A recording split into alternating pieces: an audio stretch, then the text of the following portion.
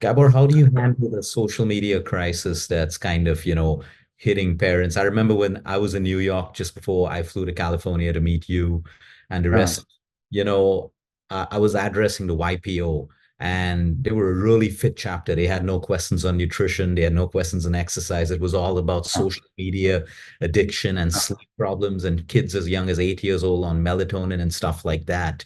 So when you see the world through your experience, because you have that whole global outlook, what comes to your mind? Like, what are those top one or two or three things that, people can do, parents can do, governments can do, what comes to your mind? Yeah.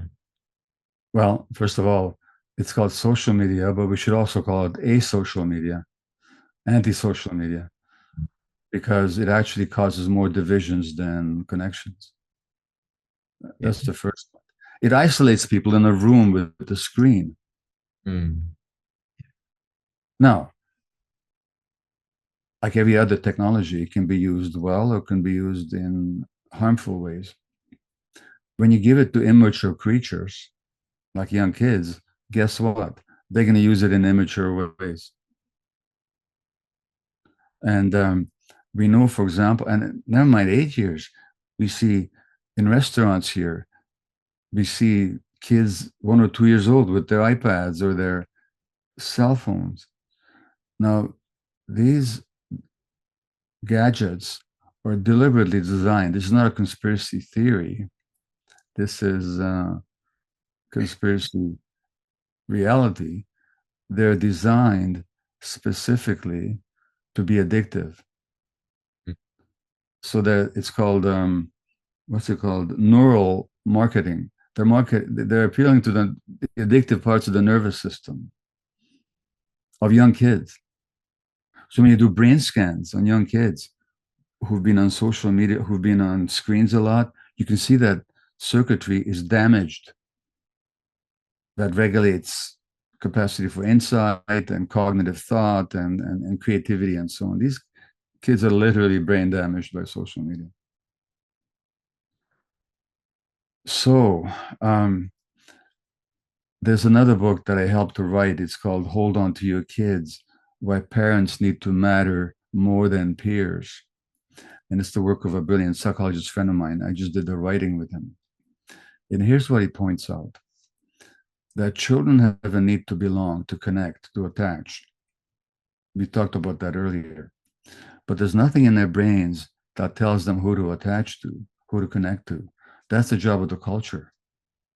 So just like a duckling hatching from the egg, when she sees the mother duck, will immediately imprint on the mother duck and follow the mother duck around. So the mother duck can actually be the mentor and the teacher and the guide. In the same way, human infants are meant to connect to their parents and to the elders.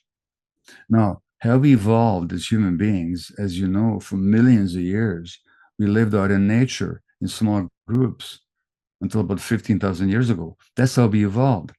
Kids were always around the adults. And in most societies until recently, that was still the case. What's happening today is from an early age on, kids spend more time with each other than with adults. Now, guess what? That connection, that instinctual connection, now is transferred from the adults to other kids. Now they start following each other. They want to look like each other, talk like each other, behave like each other, think like each other, wear the same shoes, listen to the same music. The parents have lost their influence. Now the parents think there's something wrong. They punish the kid. There's nothing wrong. The kid is just following their attachment instincts. And then we give them these things, which means that even when kids are not in each other's physical company, they can be with each other almost 24/7. And they're desperate to connect to each other because that's what we're looking for to have the emotional needs met and the sense of belonging and connection. It's a disaster. So if I was raising kids today, and we just there's a new edition of that book coming out, Hold On to Your Kids. If I was raising kids today, I would not let them near a screen until they're considerably grown and until I felt sure that they had enough respect for me and I had enough mm, benign influence over them that I could limit their use of those machines. It's an utter disaster. And it increases loneliness. If you look at the studies, kids are on these machines, they're more depressed. Um, not to mention all the bullying and stuff that parents don't even know about. So, almost for the first time in history, you have a parallel culture where kids are in a world that the parents have virtually no influence over. And that's terrible.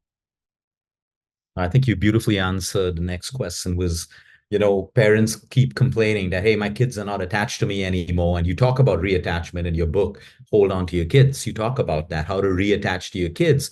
But you so beautifully explained, we've broken the connection with the Yeah. kids. They're obviously connecting. And we've never seen it that way, that kids are actually supposed to be more with parents to learn, the more mature one. But if they are with children, that's exactly what they're going to be learning, which yeah, so if now parents realize that we've made this mistake, how do we reattach to children or maybe even teenagers?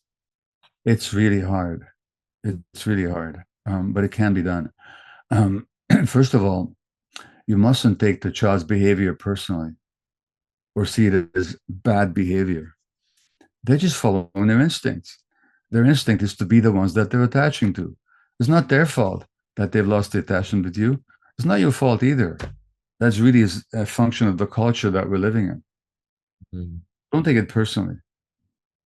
Um, whatever hurt emotions you have, don't make them about the kid. Number one. Number two, have faith in something. Have faith in a reality that you're still their best bet, because you can give them something that their peers can't, which is unconditional loving acceptance. And they need that. I mean, we all need it, but especially adolescents and young kids need it. Number three, you have to be very patient. It's not going to happen overnight, but you have to make yourself available. Um, you have to warm up the relationship, spend as much time with them as you possibly can, as they will allow you to. Mhm. Don't force it, because if you force it, you're just going to get resistance. And you have to hang in there for the long term. Now, simple thing. In North America, the family meal is almost an endangered species. In India, the families still sit down to have a meal together. Well, Yeah. maintain that. That's holy. And at the family meal, people shouldn't be watching TV together or everybody on their cell phones. Meals are not just about food, it's about connection and community. Um, yeah, there's lots of beautiful traditions in India, religious ceremonies and cultural events and so on. And, use those. But it's brilliant. It's just, during lockdown, we had this one family that reached out and they had a 3-year-old boy who was already put onto the broad spectrum autism. Okay. And the parents were like, he's already been graded and all of that's happening. And they came to us to see if there could be anything done with his nutrition. And while we were going through the questions, he had 12 and a half hours of iPad time. The kid, 3 years old, 12 and a half hours. He was not even connecting with his parents anymore. He was emotionally distant. So what we did is we said, okay, fine. I mean, you go to medical way, whatever you want to do, but for a week, can you like really just stop the iPad completely? He threw the most aggressive tantrums for the first 2 days. By day 7, he had Yeah. reconnected socially automatically, and he was not in the spectrum. And I believe it's something called virtual autism right now that's, giving you the symptoms of broad spectrum, but it's really just the iPad time. And it ties in beautifully with what you're saying about connection, the virtual world, and actual human beings. Well, you know what? The reason I was looking down is flipping my book is because in this book, The Myth of Normal, I quote a fellow physician whose name is Shimi Kang, and she's actually from East Indian background, and she's written a book about this. And so let me quote what she says here, okay? I'm just going to find the right page in my book to quote her, and it's exactly what you just said. She says. Um, So Shimi Kang, and she's a Harvard-trained psychiatrist in uh, specialist in adolescent addiction, and she wrote a book called The Tech Solution: Creating Healthy Habits for Kids Growing Up in a Digital World. That's her most recent book. And she says, right now we have mothers who are on their phones while they're nursing or giving an infant a phone during a diaper change. She says, the diaper change used to be this whole dynamic experience between the caregiver and the infant. You'd have to find a way to get them to sit still, and now you just give the child the phone and they lie quietly. And she says, um, these video games are so attractive to their brain. And it's like, and she's the one that told me about this neural marketing. It's called persuasive design. Now, then I spoke to another expert um, uh, who also has written a book. It's called iMinds, How and Why Constant Connectivity is Rewiring Our Brains. And she says, we're seeing autistic-like characteristics in children without autism, she said. Lack of a smile response, delayed verbal skills. Now, these are just the kids that are kind of running around aimlessly or commercially zombified when they're not on the tech. And it's exactly what you said. I used to work with drug addicts, as you know, and when a drug addict, you deprive them of their drug, they get enraged, they show tantrums. That's what these kids will do, and you have Yeah. to endure it because that they're addicted and they're going through withdrawal. Literally, their brains are going through withdrawal. Wow. Well, thanks for sharing that, Gabor.